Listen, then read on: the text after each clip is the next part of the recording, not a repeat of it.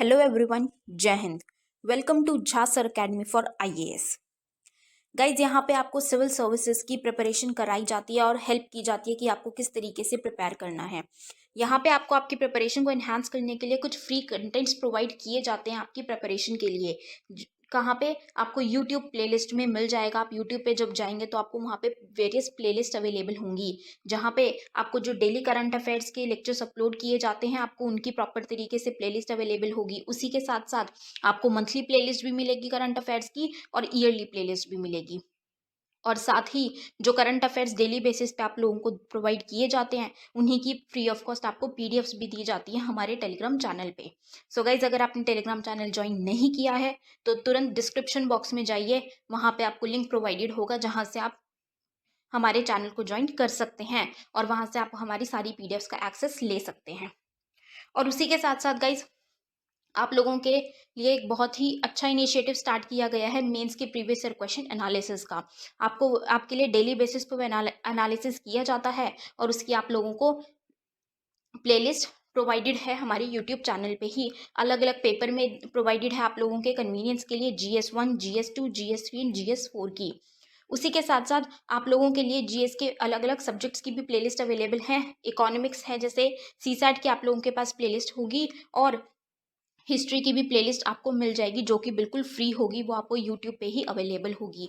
और इन्हीं प्लेलिस्ट में साथ ही साथ नए नए कंटेंट्स भी रेगुलर बेसिस पे ऐड ऑन किए जाएंगे, जिसके लिए आप लोगों को झा सर अकेडमी को रेगुलरली फॉलो करना है और अपनी प्रिपरेशन को एनहांस करना है, राइट। और उसी के साथ साथ गाइज, कुछ पेड कोर्सेज भी हैं जो आप लोगों के लिए लाए गए हैं Jha sir academy for IAS के द्वारा, जो जिन पेड कोर्सेज को झा सर खुद पर्सनली मेंटोर करते हैं, खुद उसको रिलेट करते हैं। जैसे कि जीएस का प्री प्लस मेंस बैच है गाइस, बिल्कुल जीरो से तैयारी करवाई जा रही है। झा सर खुद तैयारी करवाते हैं, पर्सनल गाइडेंस आपको दी जाती है, प्रॉपर तरीके से आपको अटेंशन प्रोवाइड की जाती है और बिल्कुल बेसिक से आपको तैयारी करवाई जा रही है आपकी प्रिपरेशन को एनहांस करने के लिए, राइट। तो आप इन कोर्सेज को भी ज़रूर ज्वाइन कीजिए। जैसे कि एक मेंस का भी आंसर राइटिंग का टेस्ट सीरीज बैच चल रहा है और प्रीलिम्स का भी टेस्ट सीरीज कोर्स चल रहा है गाइज, जो आपको हमारी ऐप पे टेस्ट सीरीज प्रोवाइड की जाएंगी। 10,000 क्वेश्चंस की आपको प्रैक्टिस कराई जाएगी। वो 10,000 क्वेश्चंस आपको कहाँ पे अवेलेबल होंगे? Jha sir academy for IAS की वेबसाइट पे भी अवेलेबल है और हमारा एक ऐप भी है Jha sir academy for IAS. आप अगर डालेंगे तो प्ले स्टोर से आपको वो ऐप मिल जाएगी, आप उसको डाउनलोड कर सकते हैं। वहाँ पे आपको प्रीलिम्स की टेस्ट सीरीज का एक्सेस भी मिल जाएगा और उसी के साथ साथ इतनी बेहतरीन ऐप है कि आपको वहाँ पे स्टडी टूल्स भी अवेलेबल हैं कि आपकी जो स्टडी है आप उसको ट्रैक कर सकते हैं कि आप कितना टाइम इफेक्टिवली स्टडी कर रहे हैं। तो इस ऐप को गाइज ज़रूर ज्वाइन कीजिएगा, डाउनलोड कीजिएगा और वेबसाइट भी अवेलेबल है। उस वेबसाइट पे भी आप जाके सब कुछ एक्सेस कर सकते हैं जो कि ऐप पे अवेलेबल है, right. So guys, Jha sir academy को रेगुलरली फॉलो करते रहिएगा।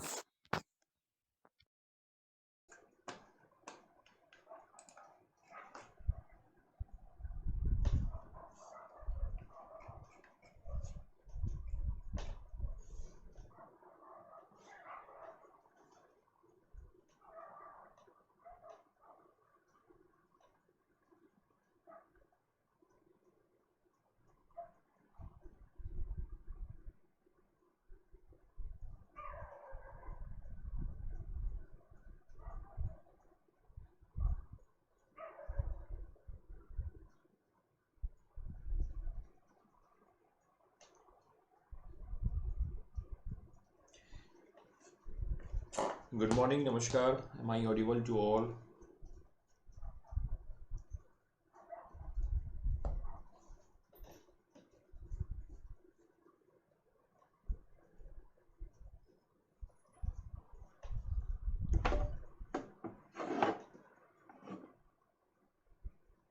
Radhe Radhe Ajit ji, good morning.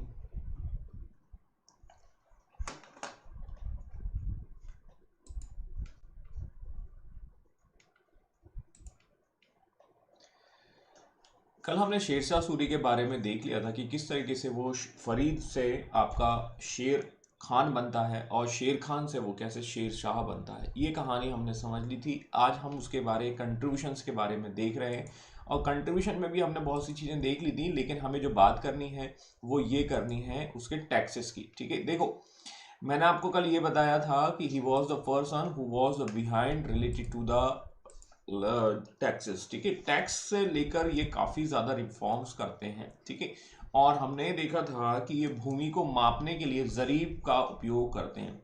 अब देखिए, भूमि को मापने की बात की जा रही है, जो आपका लैंड है उसको मेजरमेंट्स करने की बात की जा रही है। अब मेजरमेंट्स करने के लिए आपको किसी ना किसी अधिकारी को बुलाना होगा, किसी ना किसी ऑफिसर्स को बुलाना होगा। ठीक है, और ऑफिसर्स को बुलाने के लिए आपको कुछ फीस तो देनी होगी, तो ये एक फीस है जिस फीस को कहा जाएगा जरीवाना। ठीक है, तो ये जरीवाना टैक्स जो है इनके द्वारा वसूला जाता है, और ये एक आपका टैक्स लिया जाता है, ये है जरीवाना। ठीक है, समझ में आया कि नहीं आया? Jariwana is a kind of the surveyors fees. ठीक है, that is collected from the farmer peasants. ठीक है, जिसकी भूमि का आकलन करना है और उसके आधार पर हमें देखना। गुड मॉर्निंग, नमस्कार, अभिनंदन है आप सभी का। और आज हम बात कर रहे हैं शेर शाह की। शेर शाह जो कि आपका फरीद था। ठीक है, इसका रेट जो है वो लगभग 2.5% के आसपास होता है, और ये जो रेट होता है वो 5% के आसपास होता है। ठीक है, तो महासिलाना अब क्या है ये थोड़ा सा देख लेते हैं। देखिए क्या होता है कि टैक्स को दो तरीके से यहां पर वसूलने की बात की गई है। हाँ बिल्कुल कहा, यू आर राइट। ठीक है राजीव जी, पटवारी की फीस, तो वी कैन से दैट कि देखिए टैक्स वसूलने के दो तरीके हो गए हैं, और दो तरीके हैं। आपको टैक्स आप कैश में भी दे सकते हो और अनाज के फॉर्म में भी दे सकते हो। ठीक है, तो यदि मतलब हम ऐसे कह सकते हैं कि यदि आप टैक्स जो है आपके घर पर अगर कोई कलेक्ट कर रहा है इन सच कंडीशंस, ठीक है, वो टैक्स कलेक्टर फीस आपको देनी होगी, कर संग्रहण शुल्क। ठीक है, तो ये लगभग आपका 5% होगा। तो ये दो टैक्स जरूर याद रखिएगा जो इनसे रिलेटेड हैं। ठीक है, आगे बढ़ते हैं और आगे आप बात करते हैं शेरशाह सूरी जो है मुद्रा प्रणाली, that mean the currency system में वो रेडिकल रिफॉर्म्स करता है। रेडिकल रिफॉर्म्स इसलिए मैंने बोला है, या इतने ज्यादा अच्छे रिफॉर्म्स करता है कि वो आपके वॉलेट में भी देखने को मिलेंगे। आपके वॉलेट में जो रुपया है उसकी जो शुरुआत है वो इन्हीं के द्वारा की जाती है। ये क्या करते हैं कि अभी तक जितने भी कॉइन्स चले आ रहे हैं, जो भी सिक्के चले आ रहे हैं, उनका शेप जो है अनियमित है, कटे पिटे हैं, उन सबको बंद कर देगा।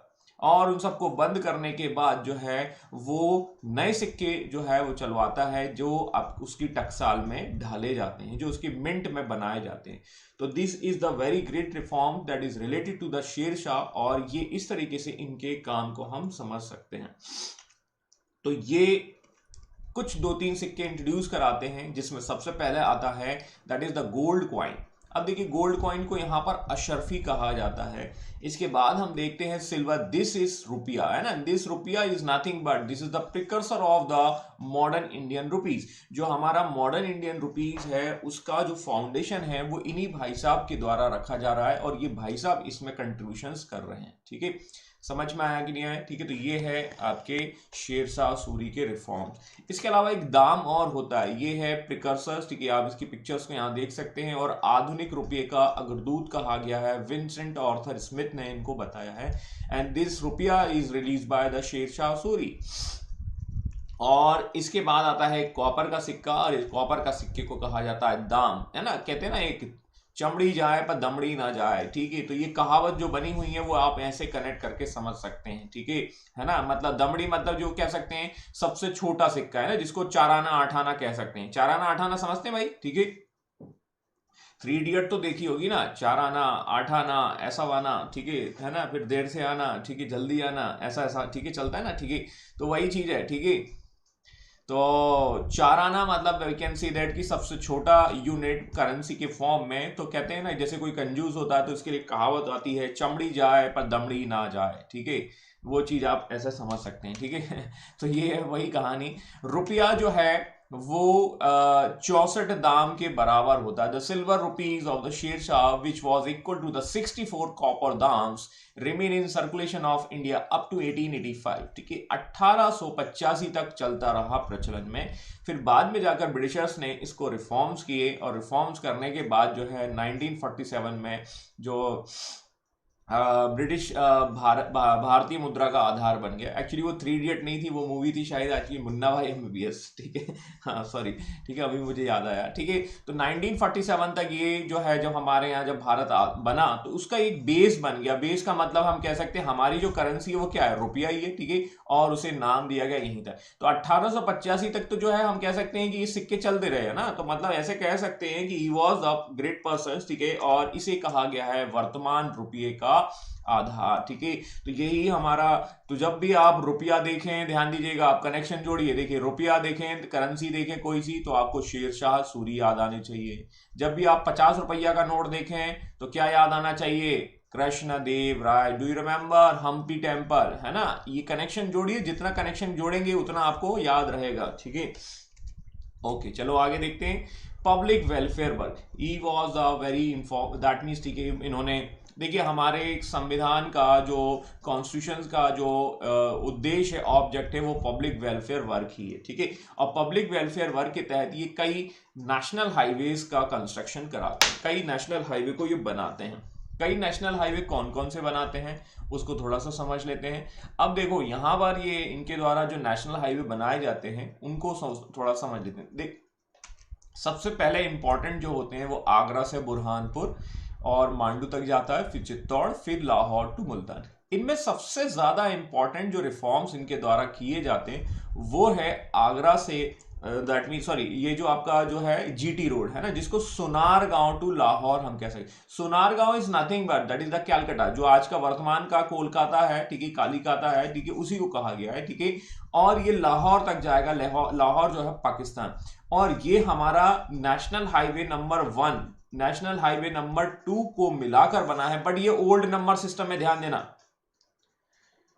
Got it my point, this is the old number system, ठीक है। अभी नंबर सिस्टम बिल्कुल चेंज हो चुके हैं नेशनल हाईवेज के, और वो नेशनल हाईवेज के नंबर्स अब बहुत ही व्यवस्थित बना दिए गए हैं। उनको हम मतलब कि कभी बाद में देख लेंगे, ठीक है। बाकी हालांकि हमें यहाँ नहीं देखना है, एक्चुअली हमें तो केवल ये समझना है कि कौन सी रोड बनाते हैं। This road is called the GT road, इसे ही GT रोड कहा जाता है, और इसे ही जो है हम नेशनल हाईवे नंबर 1 और नेशनल हाईवे नंबर 2 को जोड़कर देख सकते हैं। But this is the old system, ध्यान देना, ये अपडेटेड नहीं किया है मैंने अभी, ठीक है, बट इसको आप ओल्ड नंबर 2 में आप कंसीडर करें। Sadak e Azam, and this road is called the Sadak e Azam during the time of the मुगलों के टाइम पे इसे सड़क ए आजम वगैरह कहा जाने लगेगा। ये किसी एग्जाम में पूछा भी गया था, सड़क ए आजम किसको कहा गया, ठीक है। आगे हम देखते हैं, तो ये थोड़ा देख लीजिए, ये है सोनारगांव, ठीक है, और ये सोनारगांव बंगाल से शुरू होकर ये NH2 आपका जाता है, ये दिल्ली तक जाता है, ठीक है। एक्चुअली ये वैसे लाहौर तक जाता है यहाँ पर, ठीक है, ये पेशावर तक जाएगा। तो ये है NH2 है ना, ये नेशनल हाईवे 2 नंबर ओल्ड है ना, दिल्ली से कोलकाता में 2 से यहाँ। इसके बाद आगरा से मुंबई जो है वो आपका शायद 3 जाता था पुराना, ठीक है, और 3 के बाद आप 4 देखेंगे ये था, और 4 के बाद ये 5 देखेंगे ये था, ठीक है।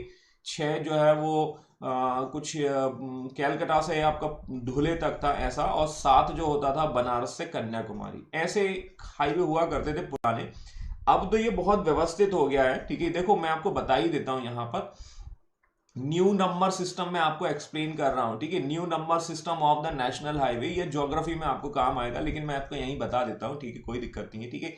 देखिए क्या है कि देखिए नंबर्स होते हैं 1 2 3 4 5 6, कुछ ऑड होंगे, कुछ इवन होंगे, ठीक, कुछ सम होंगे, कुछ विषम होंगे, ठीक है। तो इन्होंने क्या किया है कि जो 1 3 5 7 1 3 5 7, ठीक है, और 2 4 6 2 4 6, मतलब जो नंबर जो हैं आपके कह सकते हैं कि ये हॉरिजॉन्टल होंगे, और इन हॉरिजॉन्टल नंबर की शुरुआत होगी फ्रॉम नॉर्थ टू साउथ। ये नंबर ऐसे जाएंगे, मतलब नॉर्थ टू साउथ। तो ये एक नया नंबर सिस्टम इन्होंने इंट्रोड्यूस कर दिया, और ये जो है दैट मीन्स, ठीक है, हमारे और जो इवन नंबर हैं, जो सम नंबर हैं, ठीक है, वो 2 4 6 यहां से होते हुए इस तरीके से जाएंगे। तो अब ये नंबर्स को याद रखना बहुत आसान हो जाता है, ठीक है। तो आपसे पूछा जाएगा, जैसे मान के चलिए नेशनल हाईवे नंबर 1 कहाँ होगा, तो ऑफ कोर्स, ठीक है, साउथ में तो हो ही नहीं सकता, that would be present in the northern territories of the India.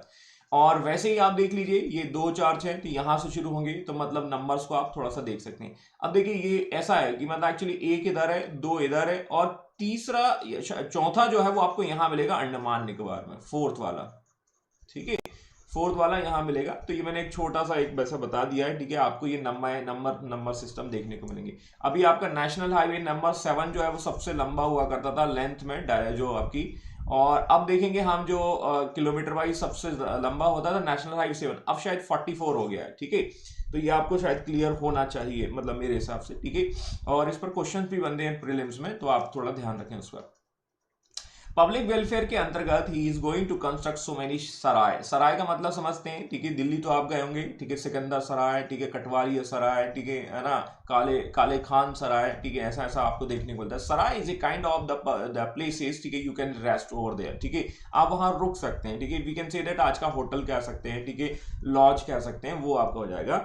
And he was constructing so many sarai, और सराय का उपयोग क्या करता था, डाक व्यवस्था के लिए करता था। जैसे मान के चलिए यहाँ एक सराय है, यहाँ एक सराय है, और यहाँ एक सराय, तो यहां से एक व्यक्ति जो है वो जाता था, यहां पर अपना पोस्ट देता था, या डायरेक्ट जो डाक देता था, यहां से एक जो है वो पोस्ट देता था। इस तरीके से उसने डाक व्यवस्था को भी मजबूत किया।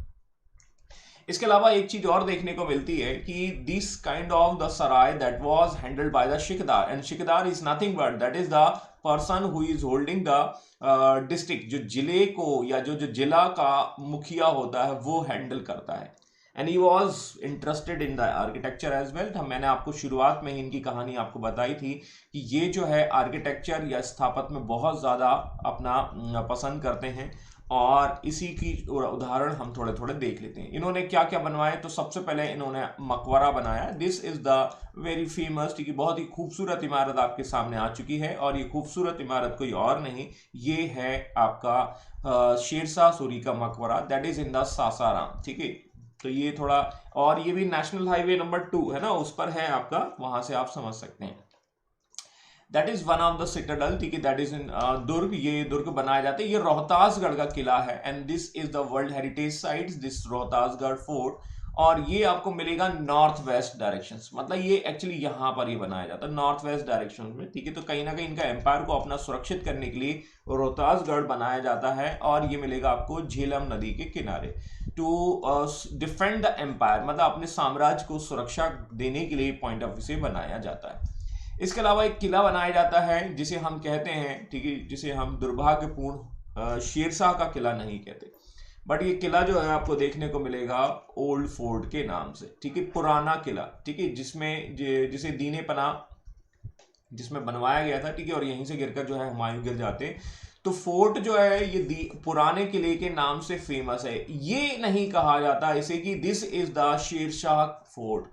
समझ में आया कि नहीं आया? तो मैंने आपको यही बताया कि इनका दुर्भाग्य ये है कि ये मुगलों के टाइम पे आ गए, और मुगलों ने पूरा इनका क्रेडिट ले लिया, क्योंकि मुगलों के बीच में अभी आप देखेंगे सामान्य व्यक्ति को तो ये भी नहीं मालूम होगा कि जो मुगलों के बीच में शेरशाह सूरी आ गए हैं। समझ में आया कि नहीं आया? जैसे आप जो प्रिपरेशंस करते हैं तो उन लोगों को तो पता होना ही चाहिए, और पता होगा ही, ठीक है, लेकिन जो सामान्य व्यक्ति होते हैं उन लोगों को इसके बारे में कोई जानकारी नहीं होती है।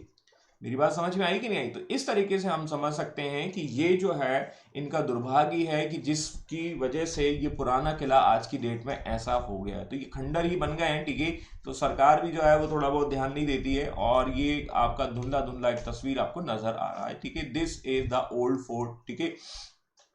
दिल्ली में आप चले जाइए, पुराना किला ही अभी भी कहा जाता है। तो दिल्ली दिल्ली की जनता भी ये नहीं कहती है कि भाई कि शेरशाह सूरी का किला कहाँ है, या तो ये है दुर्भाग्य, या ये है इनके द्वारा। इसके अलावा उनके द्वारा कुछ मस्जिदों का निर्माण भी किया जाता है। He is going to construct that mean some of the mosques, and this mosque is nothing but that is located inside the Purana Qila. देखो ओल्ड या पुराना किला ही नाम दिया हुआ है, विकी पे भी आपको ऐसा देखने को मिल जाएगा, ठीक है।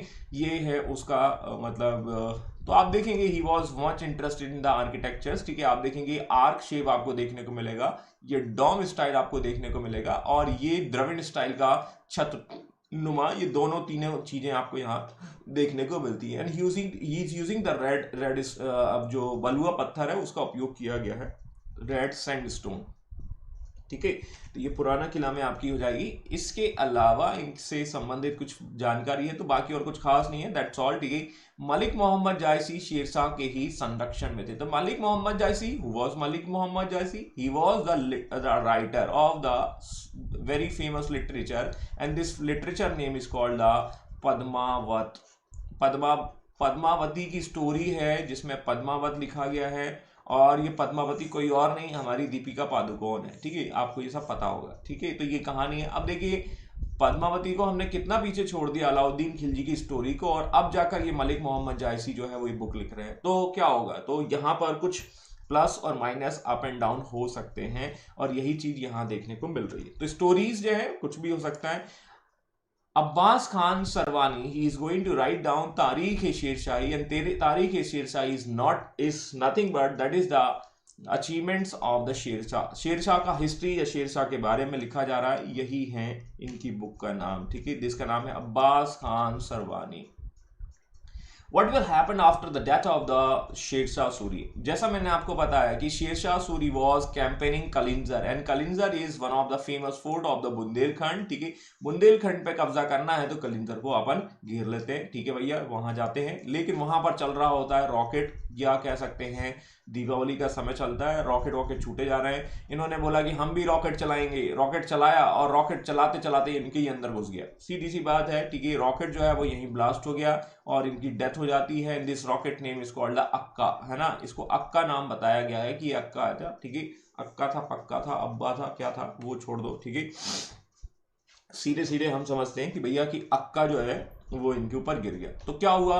शेरशाह सूरी मर गए तो भैया क्या हो गया? उनकी कहानी खत्म, स्टोरी खत्म। लेकिन उनके द्वारा चलाया गया सिक्का अभी भी जीवित है। This is the great reforms by the Sher Shah Suri.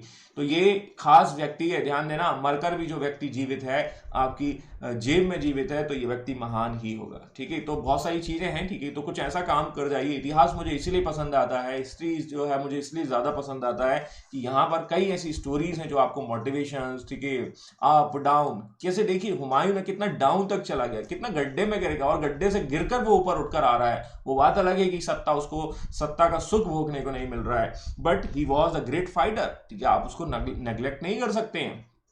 समझ में आया कि नहीं आया? ठीक है, गौरी को देखिए, 1 साल में दोबारा उसने क्या किया, चला। ठीक है, दैट मींस, ठीक है, पटवारी का पेपर नहीं निकला, अब उसने दूसरा पेपर तैयार किया, और उसके बाद उसने बहुत सारी झंडे गाड़ दिए।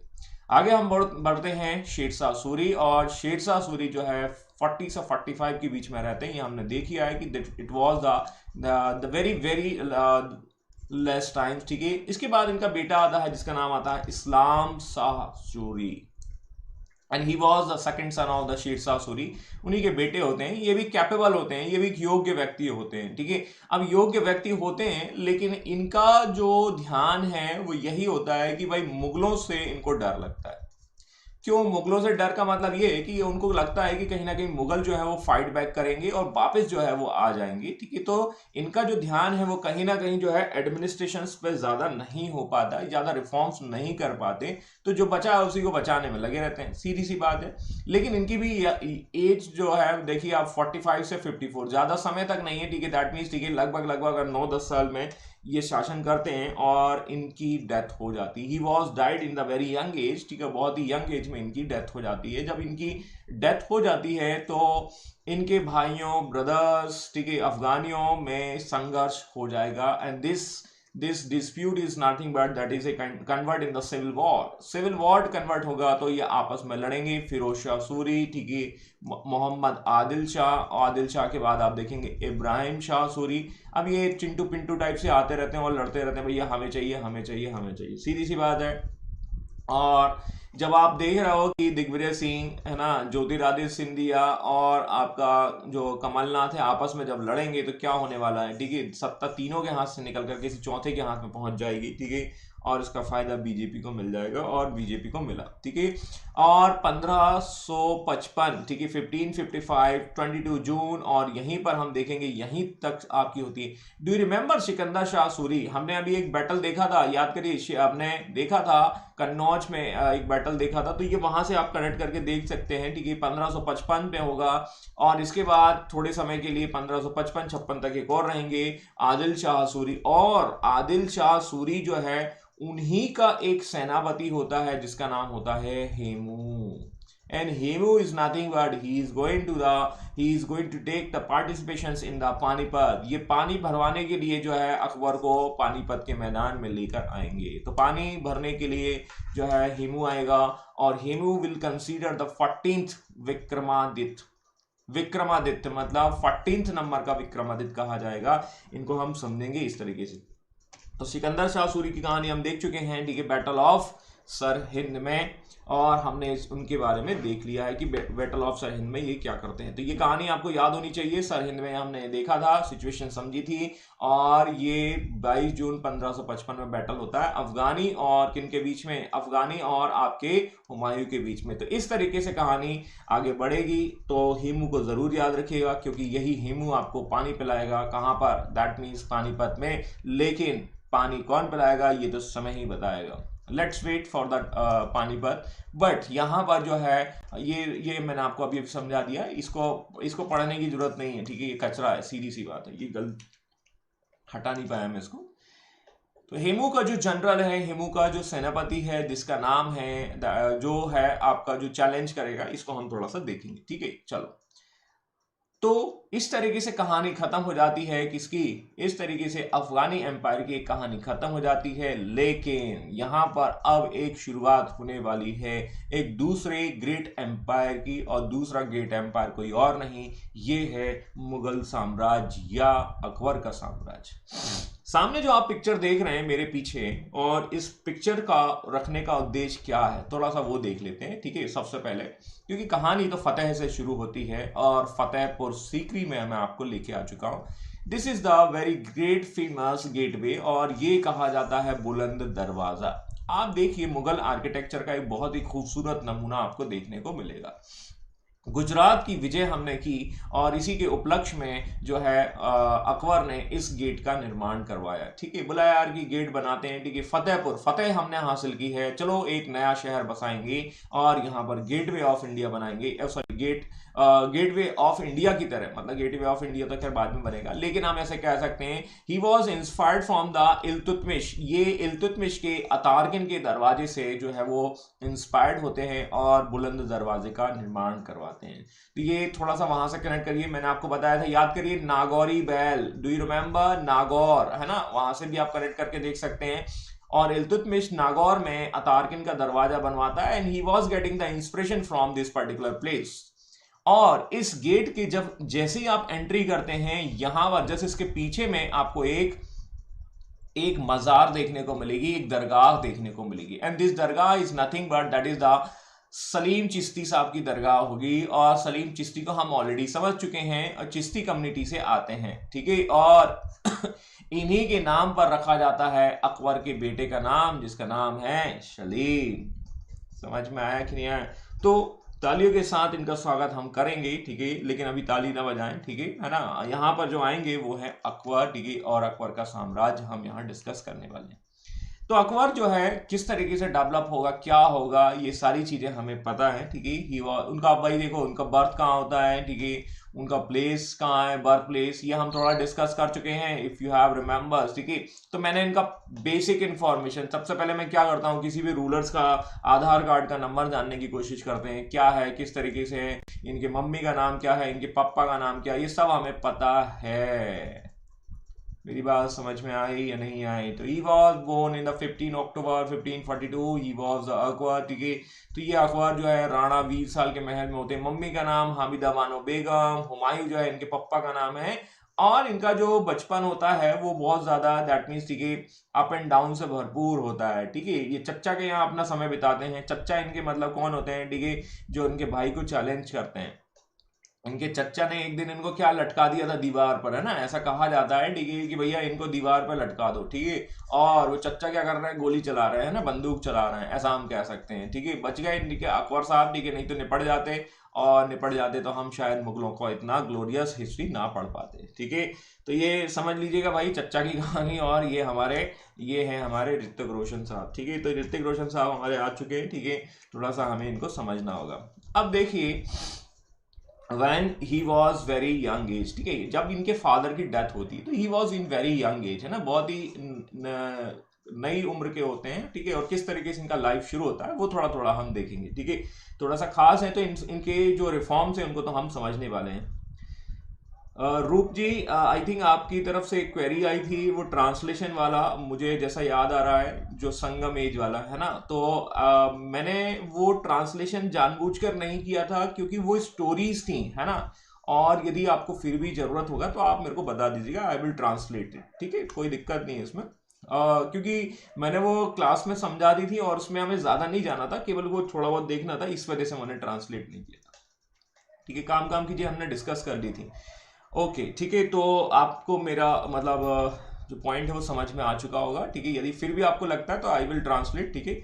और अकबर की लाइफ जो है वो धीरे धीरे बढ़ रही है। उनके फादर जो है इस समय जो है स्ट्रगलिंग पीरियड में है, ये हमने सीखा था, और स्ट्रगलिंग टाइम में थे, और उसी समय उनकी जो है वो शादी वगैरह करते हैं, मैंने आपको ये भी बताया था। 1545 में he was meeting with his father, ठीक है, जब उसके फादर जो है काबुल और कंधार को कैप्चर कर लेते हैं। ईरान के बादशाह की मदद से ये जो है वो काबुल और कंधार को जीत लेते हैं, ऐसा कहा जाता है। तब जाकर ये अपने फादर से मिलते हैं। तो है ना, वो एक मूवी की तरह आप देखते हैं, बड़े लंबे समय बाद है, पप्पा आए हैं, पप्पा से गले मिल रहे हैं, वैसा कुछ समझ लीजिएगा, ऐसा ऐसा होता है। 1551, ठीक है, Akbar is getting the some kind of the official assignment. यहां पर उन्हें एक पहला काम मिलता है, बोला एक काम करो, ठीक है, बोला तुम्हें गजनी का गवर्नर बना दिया जाता है, ठीक है। क्योंकि इनके फादर जो है वो इसी समय इसी जगह पर हैं, ठीक है, that means north west direction में, ठीक है भाई, ठीक है। गजनी का गवर्नर बना दिया जाता है। At that time he was get married with a girl and name is called the Ruqaiya Begum, ठीक है। ये सीरियल वीरियल में आपने देखा होगा, ठीक है, लड़ाई झगड़ा चलता रहता है, ठीक है। तो ये रुकैया बेगम से इनकी शादी हो जाती है। तो आप देख लीजिए, इनका एज लगभग लगभग मेरे ख्याल से 9-10 साल का है, ठीक है, मोटे तौर पर कैलकुलेट करते रहना। बट जब इनका जब ये धीरे धीरे ग्रो कर रहे हैं, during this time he was getting a news that is related to the death of his father. इनके फादर की जो डेथ है उसकी न्यूज आती है, और यहाँ पर हम देखेंगे गुरदासपुर में ये कैंपेन कर रहे होते हैं। उस समय उनको पता चलता है कि इनके पप्पा जो हैं वो कोरोना की वजह से निपट गए, ठीक है, ऐसा हम समझ लेते हैं, ठीक है। बाकी आपको पता ही है, ठीक है। तो भाई कोरोना है, थोड़ा सा ध्यान रखिए, बहुत ज़्यादा क्रिटिकल कंडीशंस बन चुकी हैं, और क्रिटिकल कंडीशंस बहुत ज़्यादा वर्स ना हो जाए तो मतलब वेरी वेरी सेफ रहिए भाई। बहुत ज़्यादा प्रिकॉशंस की ज़रूरत है। हालांकि मेरा मानना है कि होगा कोरोना, सबको हो जाएगा, सब निपट जाएंगे, ठीक है। सब निपटने का मतलब है सबको हो जाएगा, है ना। अब उनमें से कुछ निपट जाएंगे, कुछ क्रिटिकल हो जाएंगे, कुछ जो है वो बच जाएंगे, ऐसा ऐसा है, ठीक है, कुछ ऐसा ही हो रहा है। मौसम भी ऐसा हो जाता है, कभी कभी बारिश हो जाती है, कभी बहुत ज़्यादा इधर ऊपर नीचे हो जाता है, तो ऐसा लगता है कि भगवान आ गया बाबा, ठीक है, प्रकृति है, बदला लेगा। प्राइवेट टेस्टिंग बंद करती है, बिल्कुल आप सही बोल रहे हैं योगी जी। कोविड पॉजिटिव या वो भी हो गए हैं, even they are giving some kind of the false report as well. मेरा एक फ्रेंड है, उस फ्रेंड की रिपोर्ट जो है उसको कोविड के सारे सिम्टम्स हैं, he was suffering from the all DC, मतलब जो भी है, जो सिनारियो है, जो सिम्टम्स हैं उसको सारे वो हैं। बदन दर्द हो रहा है उसका, बॉडी पेन हो रहा है, ठीक है। इसके अलावा जी मैं बिल्कुल मैं तो घर में नहीं हूँ, ठीक है, और ज़्यादा मैं मतलब काफ़ी प्रिकॉशंस लेकर रखता हूँ।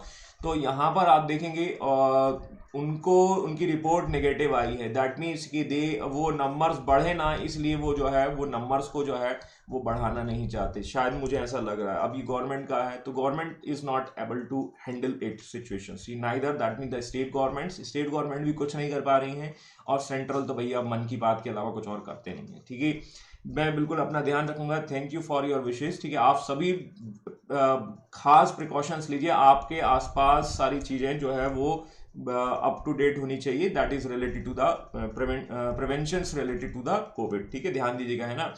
तो अकबर के फादर की जो है वो डेथ हो चुकी है। अब अकबर के फादर की डेथ हो चुकी है तो इसी समय इनका एक जो है प्रोटेक्टर कह सकते हैं, संरक्षक हो सकते हैं, और उस संरक्षक का नाम होता है बैरम खान। बैरम खान उसके क्या करता है, ठीक है,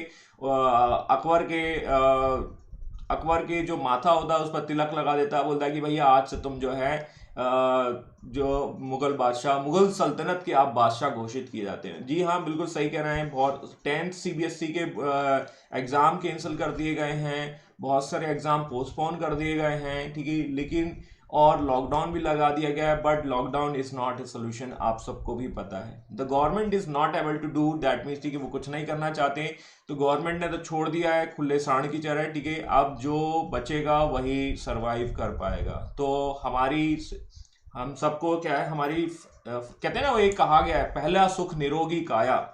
नमस्कार प्रीति जी, पहला सुख निरोगी काया, ठीक है।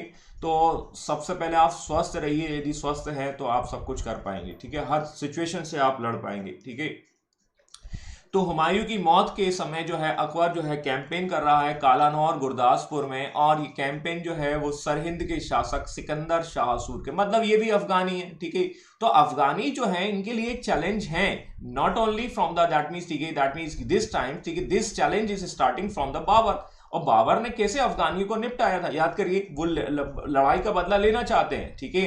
अफगानियों को हमने घाघरा के युद्ध में देखिए, हमने देखा दैट मीन्स, ठीक है, हराया था, और वो इब्राहिम लोदी, घाघरा का युद्ध है, उसके बाद पानीपत का पहला युद्ध है, ये बैटल जो है वो लगातार मुगलों और अफगानियों के बीच में हो रहे हैं, and still Afghanis are very very that means, ठीक है, कहीं ना कहीं आप देख रहे हैं कि अफगानी अभी भी चैलेंज कर रहे हैं, और ये अकबर के लिए भी एक बड़ा चैलेंजिंग होगा, दैट मीन्स की इतनी बड़ी यंग एज में, ठीक है। अब यहां पर हम देखते हैं दैट इज द 1556, वो समय होता है, बैरम खान बोल देता है कि भाई कि हम तुम्हारे दैट मीन्स, ठीक है, हम तुम्हें जो है मुगल सल्तनत का बादशाह घोषित करते हैं, and you are appointed as a king of the Mughal dynasties. Okay साहब, ठीक है। तो इस तरीके से उनका राज्याभिषेक हो जाता है, बट इसके सामने बहुत सारी चैलेंजेस हैं। पहले हम उन चैलेंजेस को थोड़ा सा डिस्कस कर लेंगे। देखिए, अकबर को हम थोड़ा डिटेल में पढ़ेंगे, ध्यान देना, दिस इज वेरी इंपॉर्टेंट, ठीक है। मैं आपको थोड़ा उनके बारे में काफी चीजें हम डिस्कस करेंगे, ठीक है। मेन चैलेंजेस क्या है, सबसे बड़ा चैलेंजेस तो यही है कि वो 13 साल का है, he was very very young, ठीक है, और वो बहुत यंग है। उस यंग दैट मीन्स, ठीक है, वो कैसे उसको चैलेंज को फेस कर पाएगा, क्योंकि आप मुगल डायनेस्टीज को बचाना है, ठीक है, एम्पायर को आपको हैंडल करना है, एम्पायर को हैंडल करने के साथ साथ आपको बहुत सारी सिचुएशंस को भी देखना है। तो थोड़ा सा यहां से देख लेते हैं कि ये सिचुएशंस क्या बन रही हैं, ठीक है। तो इनके जो हुमायूं है, अब हुमायूं की तो सत्ता वैसी अभी अभी बसी थी, घर बसा नहीं लुटेरे पहले आ गए, वैसा हिसाब किताब है, ठीक है। मतलब हुमायूं को अभी अभी रिसेंटली सत्ता मिली थी, और वो जो है निपट गए, और निपट जब गए तो वो खत्म हो गए। अकबर जो है,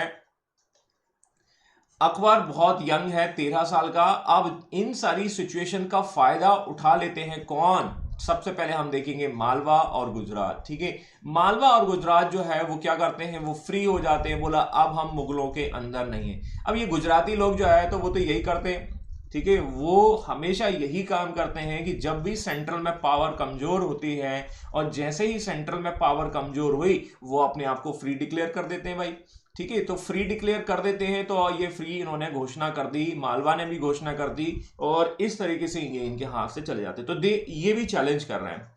इसके अलावा राजपूत कम्युनिटीज, देखो राजपूत कम्युनिटीज का क्या है भाई, राजपूत कम्युनिटीज का आपको देखा ही है, ठीक है, हमने देखा राणा सांगा, ठीक है, याद करिए, राणा सांगा के बाद जो है वो राजपूत ये लगातार कोशिश कर रहे हैं कि भैया दिल्ली पर हमारा शासन आ जाए, इनके रूल्स से बोर हो गए हैं अब तो, ठीक है। हाँ जी साहब, बिल्कुल आप सही कह रहे हैं, ठीक है। सिचुएशन ऐसी है कि बंगाल में चुनाव चल रहे हैं, मुझे तो देखकर मतलब बड़ा आश्चर्य होता है कि कल रोड शो आपने देखा होगा, ठीक है, कि गुजरातियों को कुछ नहीं हो रहा, पता नहीं क्या चल रहा है। ये वायरस को भी पता है कि वायरस भी जो है वो इनडायरेक्टली जो है वो आपका बीजेपी को ही सपोर्ट कर रहा है, हमारी गवर्नमेंट को सपोर्ट करता है। आम आदमी का सपोर्ट कौन करेगा, इतिहास गवाह है, जनता ही पिसी जाती है, जनता ही जो है वो कहते हैं दैट मीन्स की कहीं ना कहीं जो है जनता ही को ही भुगतना पड़ता है। तो भैया सब, इसलिए मैं बार बार बोल रहा हूँ, ठीक है, घर पर रहें, सुरक्षित रहें, बेखौफ रहें, मतलब जबरदस्त रहें, और पढ़ाई करते रहें, ठीक है। बाकी चीजें जो है उनसे दूर रहें, मतलब नेगेटिविटी बहुत ज्यादा है मार्केट में, ठीक है। पॉजिटिविटी बना के रखें भैया, और सकारात्मकता जीवन के लिए बहुत जरूरी है, ठीक है। तो मैं बीच बीच में इसलिए बोलता रहता हूँ क्योंकि देखिए हमें सब्जेक्ट्स पढ़ना ये तो ठीक है ही, ठीक है, but being the civil services aspirants we need to follow some kind of the up and downs. मतलब जीवन में उतार चढ़ाव तो आएंगे, बट हमें थोड़ा सा उनको समझना भी, उनसे सीखना भी है। तो राजपूत कम्युनिटीज जो है वो वापस चाहते हैं कि हमारे भी अच्छे दिन आ जाएं, जैसे हम चाहते हैं कि हमारा बिना जो है मास्क का डे वापस आ जाए, ठीक है। लेकिन फिर भी अभी हमें थोड़ा सा स्ट्रगल करना होगा। तो राजपूत स्ट्रगलिंग, ठीक है। और यहां पर हम देखते हैं कि यहां पर इनके जो रिलेटिव्स हैं, ठीक है, वो काबुल और कंधार को जीतने का प्रयास कर रहे हैं। और ये रिलेटिव जो है ये कि मिर्जा है ना, और मिर्जा का टाइटल हमने देखा था बाबर के टाइम पे, they are taking this kind of the titles, ठीक है, एंड दिस टाइटल्स वाज जो है वो इनके द्वारा लिए जा रहे हैं और ये काबुल और कंधार को जीतने की कोशिश कर रहे हैं। मतलब आप चौतरफा देख लीजिए, चौतरफा जो है वो कहीं ना कहीं आपको सिचुएशंस देखने को मिल रही। कोरोना की दूसरी लहर आ गई, इकोनॉमिक कंडीशन डाउन हो गई, लोगों का पलायन, माइग्रेशन फिर से शुरू हो गया। क्या ये सिचुएशंस कैसी अनकंट्रोल्ड है, केसेस ऐसे बढ़ रहे हैं जैसे कि आप कह सकते हैं जैसे कि आप जो है वो कोई वीडियो गेम खेल रहे हैं ना, वीडियो गेम में स्कोर बढ़ता है ना, वैसा। कोई बात नहीं, ठीक है, मैं समझ सकता हूँ कुछ ना कुछ इशू हो गए होंगे, ठीक है। तो वीडियो गेम में जैसे आपके नंबर्स बढ़ते हैं वैसे तो आपके केसेस बढ़ रहे हैं। तो ये सिचुएशन ऐसी बढ़ रही है जिसकी वजह से जो है अकबर को चैलेंजेस करना पड़ेगा। और अकबर के लिए सबसे बड़ा खतरा है हेमू, और हेमू कोई और नहीं, आदिल शाह जो अफगानी है उनका सेनापति है, अभी अभी हमने देखा, ठीक है। अब ये आदिल शाह के सेनापति जो हैं वो धीरे धीरे क्या कर रहे हैं, वो आगे बढ़ रहे हैं और उसने आगरा को कैप्चर कर लिया। और आगरा को कैप्चर करने के बाद वो दिल्ली की ओर बढ़ रहा है। ये अब देखो आगरा यहाँ है, ठीक है, और ये दिल्ली को कैप्चर करने की कोशिश करेगा। और ये है सरहिंद, और यहीं पर मोटे तौर पर ऐसा समझ लीजिए कौन है, अकबर है गुरदासपुर करनाल में, कालानौर में। और ये चैलेंज करते हुए दिल्ली की ओर जाता है।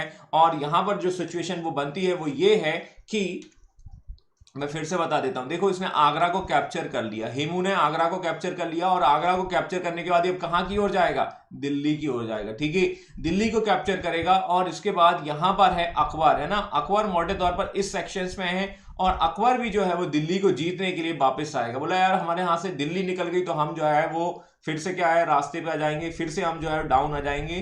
तो इसलिए एक काम करते हैं कि हेमू को हराते हैं, चैलेंज करते हैं, और चैलेंज करने के लिए फिर वही बात, कहाँ आओगे, कहाँ आएंगे, ठीक है, यहाँ आएंगे, वहां आएंगे, ठीक है, और इस तरीके से आ जाओ, मिल लेते हैं पानीपत की जगह पर, और पानीपत में दोनों पानी पीने आ जाते हैं। And this is the scenario behind the battle of the second Panipat war, ठीक है। अब देखो एक क्वेश्चन पूछा गया है मेंस में, पानीपत में क्यों लड़ा जाता, तो सिनारियो जो है वो आपको याद रखना है। और सिनारियो ये बताता है कि भैया ऐसी ऐसी सिचुएशंस बन रही है, इन सच कंडीशन आप उसको आंसर राइटिंग में लिख सकते हैं, ठीक है। पानीपत के पहले वाले युद्ध में भी हमने यही देखा था, ठीक है। अब ये दूसरा युद्ध हो रहा है और हेमू जो है कैंपेन करने आता है, लड़ाई होती है, और इस तरीके से हम देखते हैं कि बैटल ऑफ पानीपत होता है।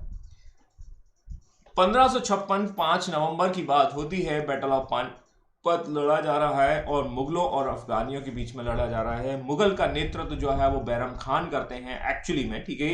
हालांकि यहाँ अकबर भी प्रेजेंट होते हैं, पर अकबर जो है युद्ध नहीं लड़ते, ही वॉज वेरी यंग। और अफगानियों का जो नेतृत्व है वो है विक्रमादित्य, जिसका नाम है हेमू, ठीक है।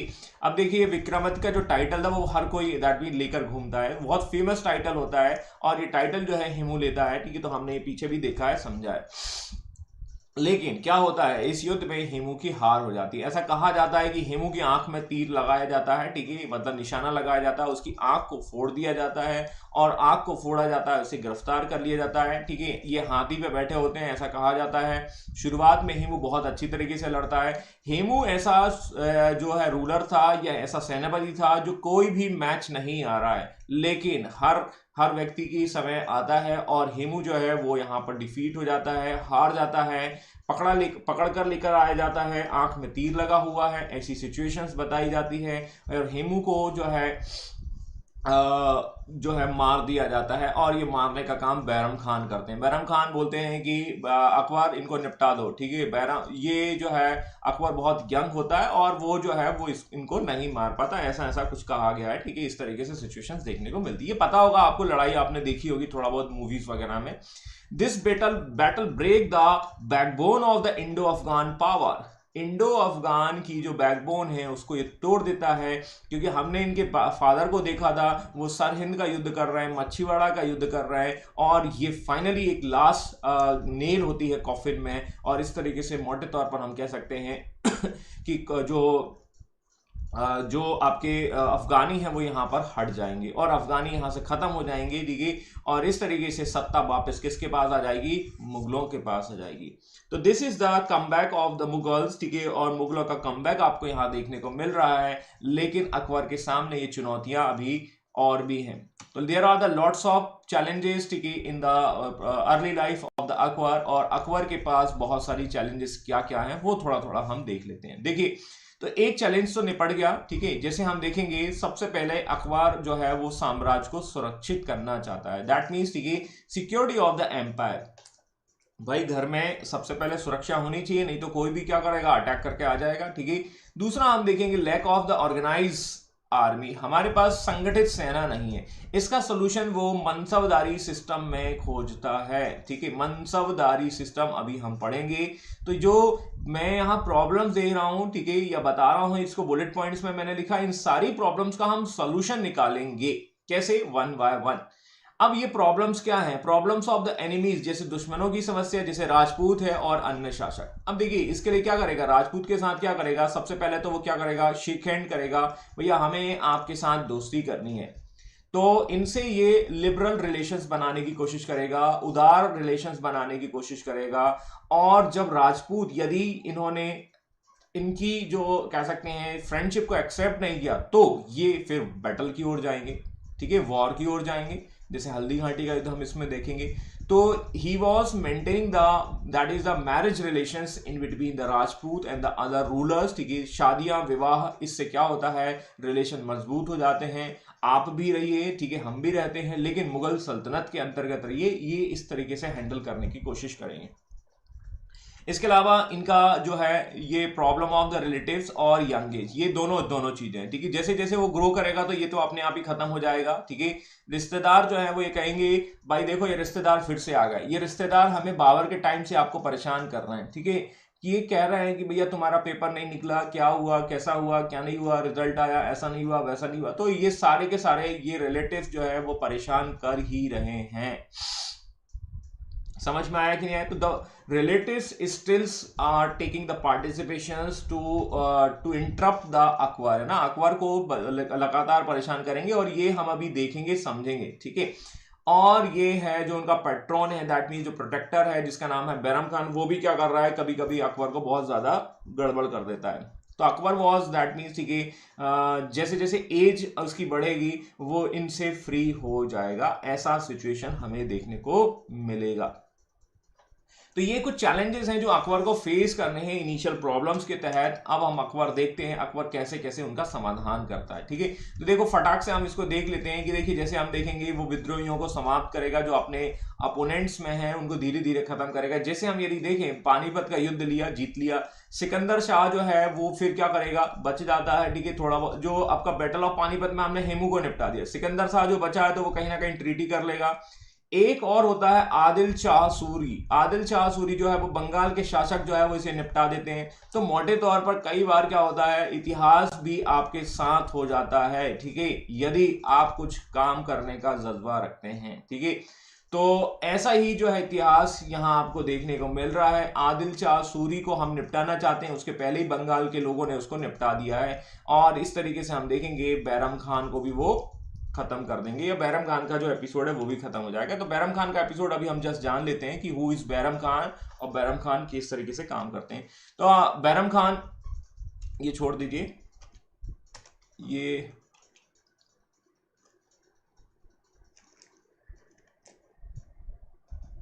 बैरम खान को देख लेते हैं, ठीक है। तो बैरम खान कौन है, थोड़ा सा पहले देख लेते हैं। बैरम खान एक आपके तुर्क मुस्लिम है, and he was nothing but similar like the Kadapa, है ना, कडप्पा की तरह होते हैं, ठीक है, ऐसा हम कह सकते हैं। और अकबर के पैट्रॉन या प्रोटेक्टर के रूप में इनको संरक्षक नियुक्त किया जाता है बाय द हुमायूं। हुमायूं को आपको पता ही है कि हुमायूं जो है वो उनकी लाइफ जो है बड़ी चैलेंजिंग होती है, और हुमायूं जो है हुमायूं के भरोसेमंद होते हैं और अपने बेटे के संरक्षक के तौर पर इनको अपॉइंट करते हैं। अकबर इन्हें क्या करता है, थोड़ा सा बड़ा पोस्ट दे देता है, बोलता है तुम बहुत अच्छा बोलते हो, तुम एक काम करो वकील बन जाओ, है ना। वकील जो है बहुत बोलते हैं, आपको ही पता होगा, ठीक है। तो वकील is nothing but this is a kind of the important post in the Mughal सल्तनत, ठीक है। मुगल डायनेस्टीज में जो आप देखेंगे, मुगलिया सल्तनत में इसकी इंपॉर्टेंस काफी होती है। तो वकील एक इंपॉर्टेंट पोस्ट है जो अकबर के द्वारा उन्हें दी जाती है, ठीक है। क्योंकि आप देखते हैं कि भाई कि हुमायूं खत्म हो चुके हैं, इनका राज्याभिषेक हो चुका है, राज्याभिषेक होने के बाद इनको जो है ऐसा ऐसा हमें देखने को मिलेगा। लेकिन होता यह है कि इनका जो इंटरप्शन होता है वो पॉलिटिक्स में बहुत ज्यादा देखने को मिल जाता है। Because of the political interference by the Bairam Khan, he was taking some kind of the decision that was not suitable according to the Mughaliya Sultanate, and Akbar जो है वो इस चीज में नाराज हो जाता है। We can see that कि there is a internal conflicts related to the polity, मतलब राजनीतिक इंटरफेरेंस आते हैं जिसकी वजह से इनके बीच में लड़ाई झगड़ा होता है। लड़ाई झगड़ा हुआ तो अकबर बोलता है कि भैया तुम्हारे पास दो ऑप्शन है, आइदर जो है आप क्या करो, ठीक है, लॉकडाउन लगा दो, आइदर जो है वो आप चुनाव करा दो, कोरोना भाग जाएगा, ठीक है। ऐसी कहानी होती है, ठीक है। तो ऐसे ही समझ लीजिए, he was asked to protect the Mecca और द ऑन पिलग्रिम्स, ठीक है। तो उनको बोला जाता है या तो कहीं छोटे सी जगह पर सूबेदारी लेकर आप क्या करो, चुपचाप बैठ जाओ, या फिर आप मक्का की यात्रा पे चला जाओ, ठीक है। तो इस तरीके से जो है बैरम खान बोलते हैं कि ठीक है भाई, हम मक्का की यात्रा पे चले जाते हैं। और Mecca that is the holy place of the Islamic community. और मक्का में जाने के लिए क्या करते हैं कि गुजरात जाते हैं ना। गुजरात में एक जगह है पाटन, है ना, ये पाटन या पाटला याद है, ठीक है। जो सिकंदर भी जो है वो यहीं पर पहुंचा था और इसने अपनी आर्मी को दो भाग में डिवाइड किया था, यदि आपको याद होगा। तो मैंने आपको पहले ही बताया था कि ये पाटन जो है बहुत इंपॉर्टेंट रोल अदा करता है, ठीक है। आगे बहुत सारी प्लेसेस आपको देखने को मिलेंगी। और पाटन में यहाँ पर जो है कुछ अफगानी इनका मर्डर कर देते हैं भैया, कि ये क्योंकि मुगलों और अफगानियों के बीच में लड़ाई तो चल ही रही है और ये इनको मक्का नहीं जा पाते। तो मक्का जाने के पहले ही इनका दैट मीन्स हत्या हो जाती है। That is he was assassinated by a young Afghani person and this name is called the Mubarak Khan, ठीक है। तो ये हो गई बैरम खान की स्टोरी और बैरम खान खत्म हो गए। आगे हम देखते हैं, आगे हम समझते हैं कि जैसे ही जब मतलब बैरम खान की डेथ होती है, बैरम खान की मृत्यु हो जाती है, तो उनकी विडो है ना, विडो का नाम है सलीमा बेगम, और इन्हीं से इनको एक बेटा होता है जिसका नाम होता है अब्दुल रहीम, है ना। अब्दुल रहीम जो है वो इनके बेटे होते हैं। और अकबर क्या करता है, उनकी विडो को प्रोटेक्ट करने के लिए, क्योंकि अब ये विधवा हो चुकी हैं, और इनकी विधवा से शादी कर लेता है। और अब अब्दुल रहीम को क्या करते हैं, ठीक है, संरक्षण देते हैं, ठीक है। तो क्या होता है कि भाई इनको संरक्षण दिया जाता है और बाद में अब्दुल रहीम को एक टाइटल दिया जाता है। This title name is called Khan e Khana. खाने से इसका कोई लेना देना नहीं है। Khane Khana is a kind of the title that is given by the Akbar to the Abdul Rahim, and Abdul Rahim was nothing but that is the son of the Bairam Khan. Bairam Khan का सन होता है, ये आपको पता होना चाहिए थोड़ा बहुत, ये आपको बहुत इजी है, इसमें कुछ ज्यादा कुछ खास नहीं है, ठीक है। और ये अब्दुल रहीम खाने खाना आगे चलकर अकबर के दरबार में जेम्स बनते हैं, और ये हैं 9 James. He was one of the 9 James of the Akbar courts. Akbar के कोर्ट्स में आपके जो नवरत्न होते हैं, उन नवरत्नों में से एक होते हैं हमारे अब्दुल रहीम खाने खाना। और अब्दुल रहीम खाने खाना ही कई हिस्ट्री की बुक्स कह सकते हैं कि उनको ट्रांसलेट करते हैं। जैसे हम देखेंगे कि हमने बाबरनामा को देखा था। बाबरनामा याद है, that means Tuzuk-e Baburi, that is originally written by the Babur and originally written in the Turkish language, ठीक है, तुर्क भाषा में लिखी जाती है, जिसको ट्रांसलेशन का काम जो है वो अब्दुल रहीम खाने खाना ही करते हैं। And this is the Persian, फारसी भाषा में वो ट्रांसलेट करते हैं। ये होता है अब्दुल रहीम खाने खाना का अचीवमेंट। थोड़ा सा और देख लेते हैं। अब्दुल रहीम खाने खाना was the person who was the commander of the south, ठीक है, दक्कन वाले भाग में जो कैंपेन करने जाते हैं अकबर और अकबर के बेटे, उनके साथ भी अब्दुल रहीम जाता है। तो अब्दुल रहीम के नेतृत्व में ही आपको देखने को मिलेंगे। तो ही वॉज द रियल जेम्स, ठीक है, बिल्कुल ये वास्तविक आपके नवरत्न होते हैं अकबर के दरबार में। ना केवल ये लिटरेचर से जुड़े हुए हैं, बल्कि लिटरेचर के साथ साथ ये जो है कैंपेन से भी जुड़े हुए हैं। तो नवरत्न इनको कहा जाए, ना कहा जाए तो गलत बात हो जाएगी, ठीक है। अब अब यहां हम देखते हैं कि अकबर जब जो है धीरे धीरे ग्रो कर रहा है, और इसी समय क्या हो रहा है कि बैराम खान जो है वो धीरे धीरे क्या कर रहा है, ठीक है, इन पर अपना प्रभाव बनाने की कोशिश कर रहा है।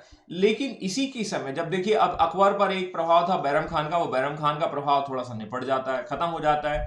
इसी समय अकबर पर प्रभाव डालने के लिए एक महिलाओं का गुट आ जाता है, और ये महिलाओं का गुट जो है वो एडमिनिस्ट्रेशन में इंटरप्ट करने की कोशिश करता है। इसीलिए इसे कर्टन रूल या पेटीकोट रेंट कहा जाता है, दैट मीन्स पर्दा शासन कहा जाता है, ठीक है भाई।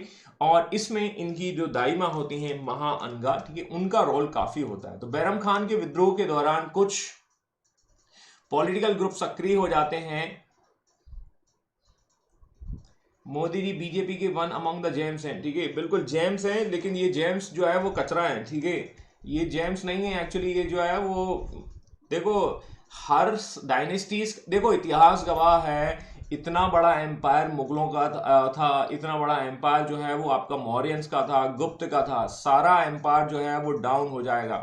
अभी आगे देखिए, थोड़ा बहुत देखिए, तो ये मुगलों, ये इनकी पतन की शुरुआत है। मैंने फिरोज शाह तुगलक के संदर्भ में आपको समझाया भी है, ठीक है। और हम नहीं देखते, हम नहीं बात करते कि भैया हम बीजेपी को की बात कर रहे हैं तो हम कांग्रेस को सपोर्ट कर रहे हैं, बट योग्य व्यक्ति आना चाहिए, कैपेबल आना चाहिए, जो लोगों को समझे, है ना। ऐसा नहीं है कि क्या है कि लोगों को बेवकूफ बनाए और जुमला बनाए, ठीक है। खैर अभी भी भक्तों की संख्या बहुत ज्यादा है।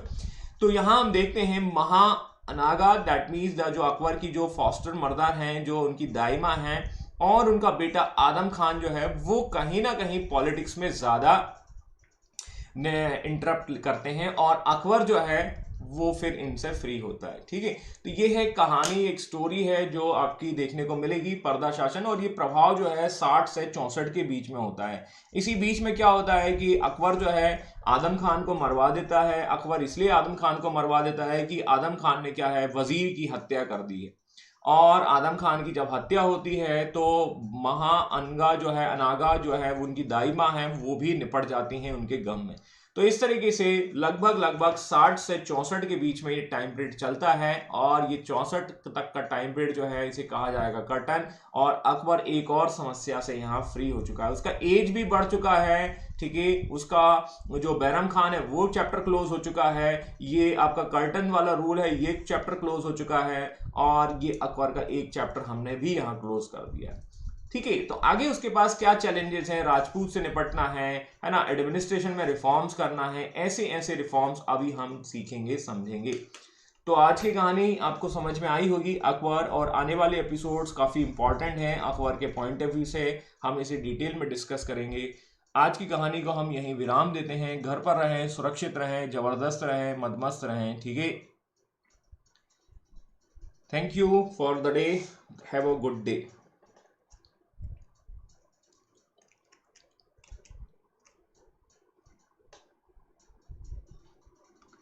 सर हमें महाजनपद कहाँ पढ़े थे, मुझे नहीं मिल रहा है, ठीक है। महाजनपद हमने पढ़ा है, देखो महाजनपद हमने पढ़ा, मैं एक मिनट रुकना, एक minute रुकिएगा।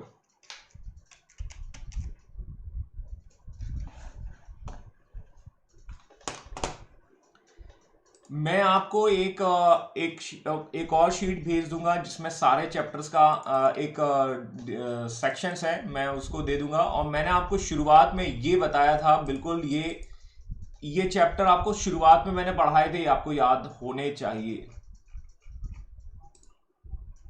Do you remember these chapters, ये वाले चैप्टर्स आपको याद होंगे। सबसे पहले तो ये महाजनपद जो है वो मगध के पहले हमने देखा था, ठीक है, ये मैंने आपको बताए थे। हम इसी सीक्वेंस को फॉलो कर रहे हैं, लेटर वैदिक के बाद वाले सेक्शन में आपको देखने को मिलेगा, हम इसी के तहत देख रहे थे। और ये वाला भी मैं आपको एक भेज दूंगा, है ना, ध्यान देना, ठीक है, ये वाला पीडीएफ भी भेज दूंगा, ये भी काफी इंपॉर्टेंट है। और इसी के हिसाब से हम चल रहे हैं, क्योंकि हिस्ट्री इसी सेक्शन में आपको देखने को मिलेगी। तो महाजनपद समझ में आ चुका होगा। और अभी हम जो है कहां पहुंच चुके हैं, अभी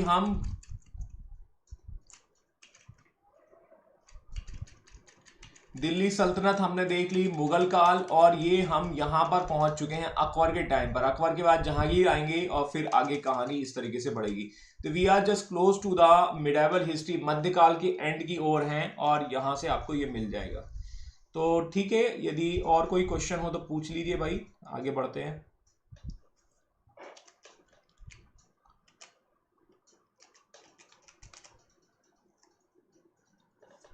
ओके, ऑल राइट। तो आज की सभा को हम यहीं समाप्त करते हैं। धन्यवाद, थैंक यू, गुड डे।